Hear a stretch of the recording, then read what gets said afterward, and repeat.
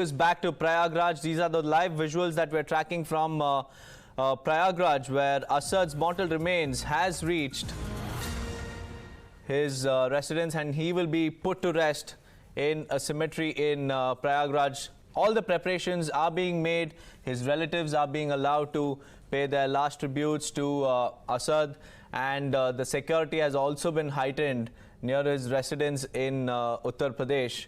And the SP clearly stating that permission will be provided to whoever wants to visit and pay their tributes to slain Asad. Manish is joining us with us from Prayagraj. Manish जी, आप प्रयागराज में हैं, अभी security भी heighten हुआ है और ground पे situation कैसा है अभी? देखिए, मैं आपको तस्वीरें दिखा देता हूँ। इस वक्त मैं कब्रिस्तान के बगल में एक छत पर मौजूद हूँ। पूरे इलाके पर पुलिस बल भारी मात्रा में तैनात किया गया है। कहीं भी कोई ऐसी स्थिति नहीं बन पाए जो लॉ एंड ऑर्डर को चैलेंज करे, शांति व्यवस्था को भंग करे। उसको ध्यान में रखते हुए जोन में बांटकर आरएएफ को पेट्रोलिंग कराई जा रही है। पुलिस के जो डीएसपी हैं वो पेट्रोलिंग कर रहे हैं। देखिए सामने वो कब्रिस्तान का वो तस्वीर जहाँ पर असद का सुपुर्द खाक की जो प्रक्रिया है वो चल रही है। बहुत चंद लोगों को इजाज़त दी गई है इस पूरे जो अंतिम संस्कार की प्रक्रिया है उसमें शामिल होने की। और मनीष जी, अभी गुलाम के परिवार से कोई आए हैं क्या?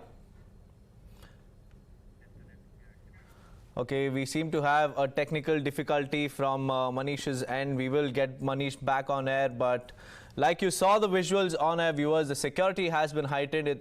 The entire area has been barricaded in Prayagraj, and only the close and dear ones are being allowed into the cemetery where Asad will be put to rest. As you can see on the left-hand side of your screen, you can see the police deployment and how the security has been heightened. We have Manish back with us. Manish जी, अभी प्रयागराज के इस कब्रिस्तान में गुलाम और असद के परिवार से कौन आए हैं? देखिए, जो नज़दीकी रिश्तेदार हैं वो मौजूद नहीं। असद के नाना मौजूद हैं, असद के फूफा हैं जो बॉडी क्लेम करने पहुंचे थे, वो डॉक्टर अहमद वो मौजूद है। अल्तमस एक भाई है, अशरफ के साड़ू का बेटा, वो मौजूद है। दूर के रिश्तेदार, चूँकि अल्तमस से जो कल बातचीत हुई थी उसका कहना था कि जो परिवार के लोग हैं, जो नज़दीकी लोग हैं, शाइस्ता फरार है, ऐसा फरार है, जैनब का पता नहीं है, अतीक अशरफ जेल में है, उमर जेल में है, अली जेल में है। तो ऐसे में जो दूर के रिश्तेदार हैं उन्होंने इस पूरी प्रोसेस को संपन्न कराया है। नाना को बॉडी क्लेम करने पहुँचना था लेकिन नाना नहीं पहुँचे, इंतज़ार किया गया। उसके बाद फिर जो फूफा है डॉक्टर अहमद उन्हें भेजा गया। तो ज़्यादातर जो फूफा और नाना और मौसा के अलावा ज़्यादातर जो लोग हैं वो दूर के रिलेटिव से जो सुपुर्द खाक की जो प्रक्रिया है उसमें हिस्सा लेने पहुँचे। हालांकि बहुत कम लोगों को यहाँ आने की इजाज़त है।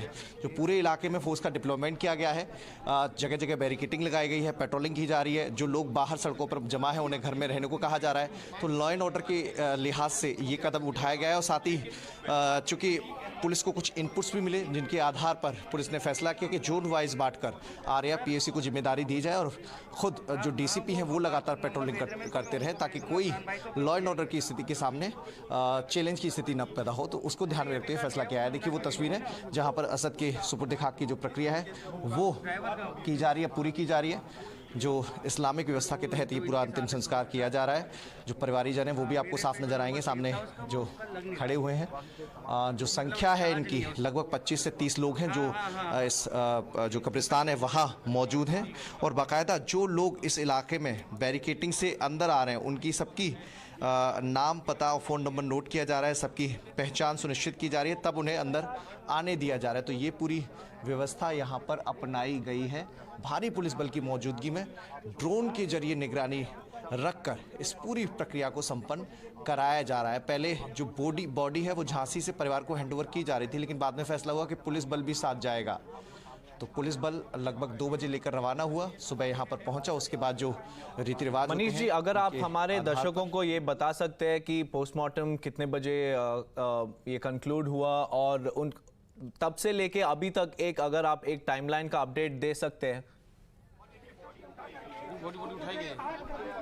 देखिए बिल्कुल, मैं जहाँ इनकाउंटर हुआ जिस दिन, वो समय 12:55 था और उसके बाद 12:55 पे जो एसटीएफ की टीम ने सूचना दी, एम्बुलेंस को मेडिकल हेल्प के लिए बुलाया गया, क्योंकि तब तक जो जानकारी मिल पाई थी, असद और गुलाम करा रहे थे, उन्हें पहले मेडिकल कॉलेज ले जाया गया, जहाँ पर डॉक्टरों ने ट्रीटमेंट शुरू किया, लेकिन रास्ते के दौरान ही उनकी मौत हो गई थी। और उसके बाद फिर अब इन्हें जो मोर्चरी में रखा गया था और देर रात को पोस्टमार्टम शुरू हुआ। लगभग 2 बजे तक पीएम की जो प्रक्रिया है वो संपन्न कर ली गई थी। कल इंतजार किया जाता रहा कि बॉडी आए, क्लेम करे। पता चला कि नाना और मौसा पहुंचने वाले हैं, हालांकि वो बीच रास्ते से लौट गए थे किन्हीं कारणों से। फिर कल यहां से असद के जो फूफा है डॉक्टर अहमद, वो रवाना हुए, असद का एक भाई है अल्तमस, वो रवाना हुआ, और रात को लगभग 8 बजे वो लोग पहुंचे। और जो बॉडी हैंडओवर की जो प्रक्रिया होती है, जो मेडिकल का जो प्रोटोकॉल है, वहाँ के प्रशासन ने लगभग 1:30 बजे बॉडी हैंडओवर की और एम्बुलेंस के जरिए 1:30 बजे बॉडी झांसी से रवाना हुई। और उसके बाद यहाँ पर सुबह तकरीबन 9 बजे बॉडी पहुंची। 9 बजे इसी कब्रिस्तान में बॉडी को लाया गया।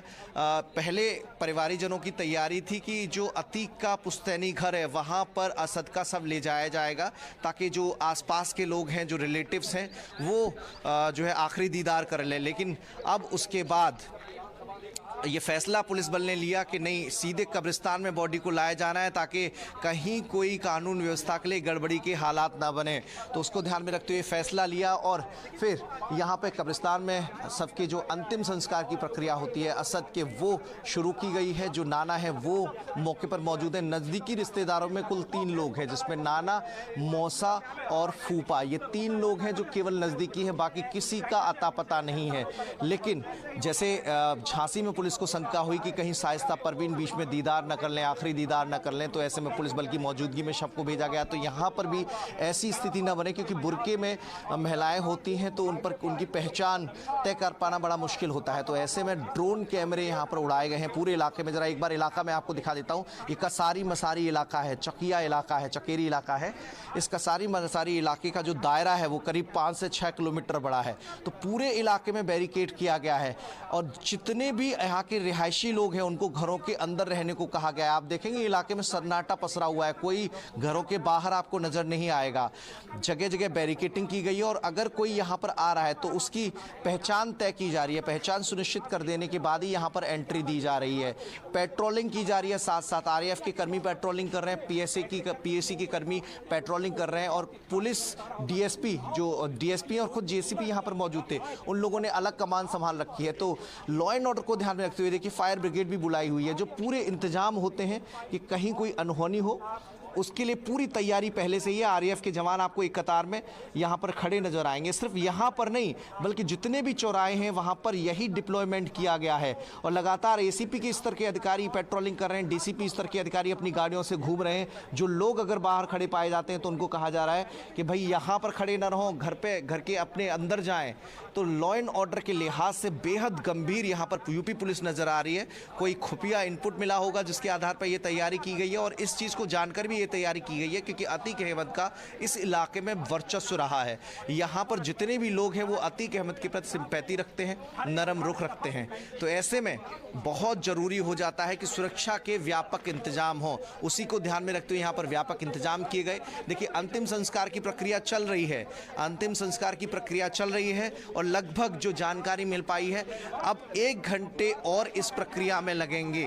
लगभग 2 घंटे की प्रक्रिया होती है, 1 घंटा लगभग हो गया है, 1 घंटा और लगेगा इस पूरी प्रक्रिया में। सामने एम्बुलेंस, पुलिस, परिवारीजन, वकीलों की टीम। देखिए जो कब्र खोदने वाले लोग हैं उन्हें अब पुलिसकर्मी ले जा रहे हैं। जो प्रक्रिया होती है पहले शव को नहलाया जाता है इस्लामिक परंपरा के लिहाज से, फिर उसके बाद तैयार किया जाता है, फिर जो दफन करने के लिए उस कब्र के पास ले जाया जाता है। राइट मनीष जी, जैसे आपने बताया अभी 1 और घंटे लगेगा इस प्रक्रिया को खत्म होने में।